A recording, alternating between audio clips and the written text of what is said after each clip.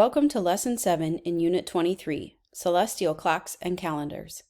In this lesson, students will work to answer the question, why do objects in space move the way they do?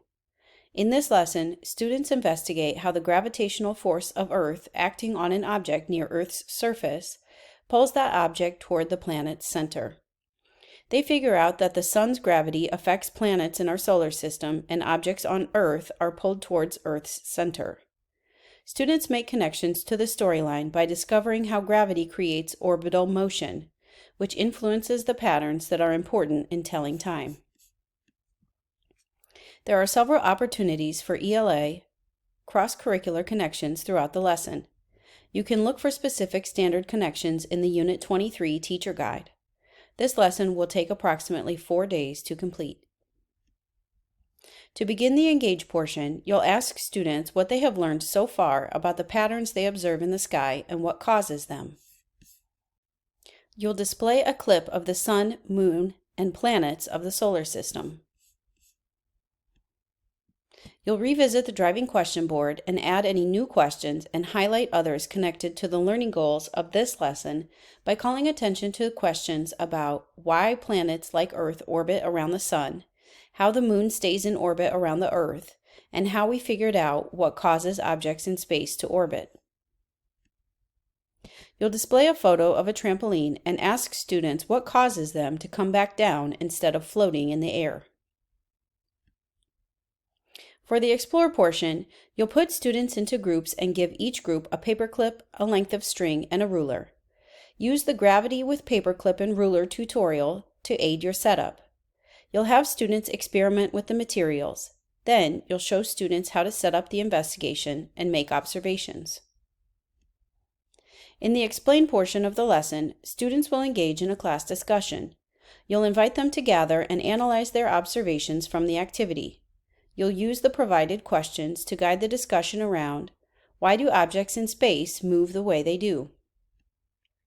The goal of this class discussion is to explain how gravity affects objects on Earth. You will use the discussion to create the Lesson 7 summary chart. From the discussion, students should understand that gravity pulls objects down toward Earth. Gravity also pulls objects toward the center of the sun. However, because they are moving at a certain speed, they orbit. During the discussion, you'll read a part of I Am Gravity to the class. Use the Read Aloud guide to facilitate your discussion of the book. You'll also show a video and draw attention to the model of gravitational force acting on the Earth. During the discussion, you can post and discuss the Gravity vocabulary card. You'll also use the inflatable globe from your kit to demonstrate gravity on Earth with students. You'll have students fill out the Gravity, Claim, Evidence, and Reasoning student journal page. After students have filled out their journal page, you'll discuss their answers. You'll then move on to the Elaborate portion. Please note that the conversation about gravity in the Elaborate portion is above grade level. It supports the storyline of the unit, but does not need to be assessed. After some questioning, you'll explain that space can act much like the surface of a trampoline. The indentations made on the surface by your body represent the depressions created by massive objects, like the sun, in space. You'll tell the students that they will make a model of how objects, the sun and the planets, interact in space because of gravity. You'll set up the gravity simulator at the front of the classroom. Use the Gravity Simulator tutorial for setup guidance. Students will interact with the model and answer more discussion questions.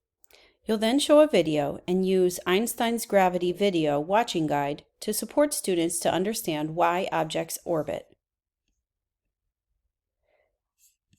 For the Evaluate portion, you'll support student sense-making across the unit by orienting them back to the driving question board. Ask students, what did we learn about why objects in space move the way they do? Do we have any new questions to add to our driving question board?